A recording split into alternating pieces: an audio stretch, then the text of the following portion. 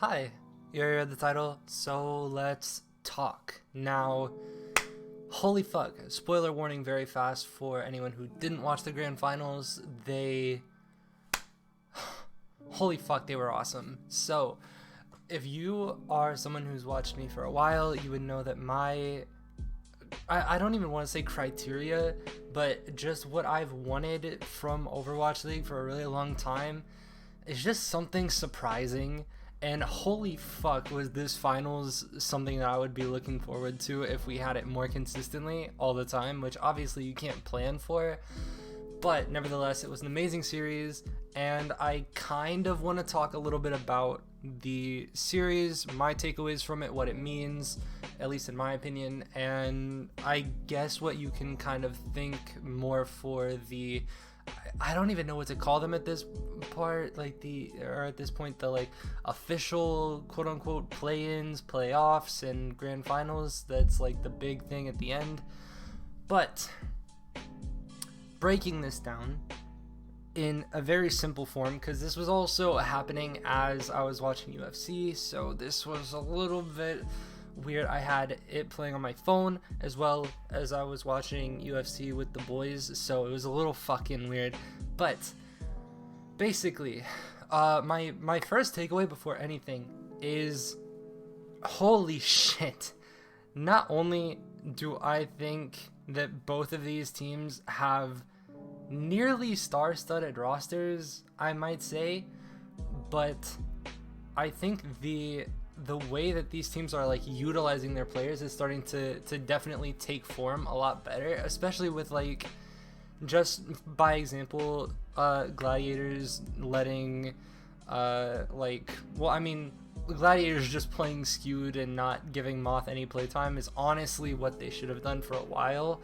Honestly, I I wouldn't hate it if they literally just turned skewed into a main support entirely, but that's just me. Anyways, something that I guess is something that I don't think a lot of people would probably touch on was that the very first map in the entire series was Oasis.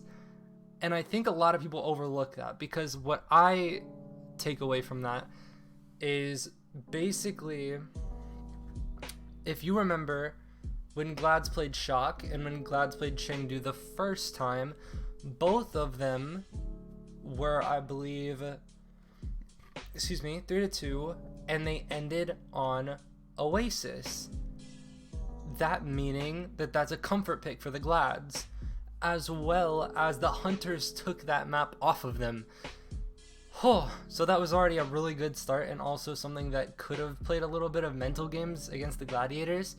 But overall, I think just throughout the entire series of both these teams kind of having a slugfest back and forth, as Space said in his interview, it was kind of like a momentum like roller coaster in terms of seeing Glads at the very beginning, or I guess towards like the halfway-ish point, going up like 3-1, and then it being tied up 3-3, going into Havana, not to mention Havana being stopped, which is already a fucking harsh point to bring up. But also, I guess that's also another comfort pick kind of for the Glads. Not to mention, Havana is Shu's map. I don't care what anyone says, but it's something about that map that makes Shu feel like doing some crazy shit with Window and being able to do it. And holy fuck, like, I shit talk Shu a lot in my initial video that I made on him a long time ago preseason, and I mean, obviously I'll have to check out his gameplay again, but I still, like, I don't know, you can't hate some of this stuff that he's doing. Like, it's been so, but I'm assuming most of you have already watched the series, so I don't want to stick, I guess, directly on what happened too much, but those are just a couple of takeaways. And as well as, I'm not gonna lie, I think Shu probably could have gotten player of the match, because who would have known what would have happened if Shu didn't do that weird, like, or got that windowed 4K or whatever it was at the end of Havana. If that doesn't happen, who knows how that last fight goes. Just to throw that out there. But I want to talk about what you should take away from this, what I took away from it, and what this kind of means going forward into this, I guess, last grand finals, grand playoffs, grand everything. Basically, the way I see it, I still, okay, if you remember back to my prediction video, I mentioned Gladiator's mental, and I will still stick by that moving forward.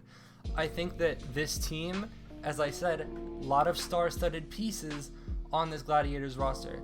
Obviously, being a main support shit talker, I'm gonna see problems with Skewed, but I still will always just kind of, I guess, acknowledge if someone is at least in the upper tier or like is kind of the best of the worst, because at least you're not the worst of the worst on a like good team otherwise. But basically, the roster is really fucking solid pretty much. As long as they keep this, I really fucking hope they just keep Skewed in for the whole fucking like playoffs of everything else. Like, I don't care if the meta changes, if Lucio comes back to meta. I swear to God, if they play Moth, they lose. I'm calling it now if it happens, but don't want to stick on that too long. So Gladiators, holy man, where are they? I'm pretty sure that since they got the W in this whole thing, they got the number 2 seed, if I remember correctly, going into the playoffs, and they actually don't have to play in play-ins. And this was also something that Space touched on in his interview, that is kind of alarming for some people if you're a really hardworking team, because like Gladiators promised that this was going to happen and was constantly working up to be the champions. But I don't know how many of you have heard this kind of expression, but getting the championship isn't it is kind of the peak of your demise, because when you become a champion, a quote-unquote champion, you then are basically no one really talks about continuously defending a championship. Now, obviously, there was some hype or buzz around the Shock doing the three-peat, but if we're looking at Glads, people, just by example, this would mean like Glads won this and are the champions this time. Then let's say if hypothetically there was another playoffs that happened before the whole big like grand finals send-off, then Gladiators would run all the way through that, defend their championship, and then it kind of gets boring and it kind of gets unmotivating. Now, they're going to ride out this high for a while, but I don't know if they're still going to have that same drive, because obviously, like, this is a very talented roster, and I know that there's a lot that can come of this roster, but how they match up with other people, I think it's a lot more emotional for the Gladiators, more so than other teams. And that's why whenever I saw the scoreline that was 3-1 Gladiators, I was not surprised that it wasn't gonna get immediately shut out. Now, there were other people that were in my group call that were like, I knew they were gonna take it back and they were gonna finish it out. But it's like, man, that was down to the wire.